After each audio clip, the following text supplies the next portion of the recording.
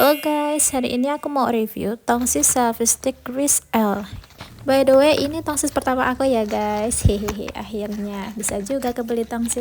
Untuk kelebihannya, tongsis ini terbuat dari bahan aluminium alloy yang ringan dan kokoh ya guys ya, yang bisa dibawa kemana-mana. Terus fungsi, tongsis ini punya fungsi 40 in 1, yaitu bisa selfie stick, tripod, remote, sama punya lampu LED-nya guys. Untuk harganya terjangkau dong pastinya. Di dalam wadahnya ada kabel buat lampu LED-nya ya guys ya, dan juga buku panduan buat tata cara penggunaannya. Nih, jadi kita bisa tahu nih cara gunainnya. Untuk kekurangannya, ini ada beberapa review yang bilang ya guys ya, itu dudukannya itu nggak kokoh. Tapi menurut aku kokoh sih ya. Mungkin remote-nya kalau di aku yang kurang pas. Overall, tonsisnya bagus, awet, mudah-mudahan bisa tahan lama.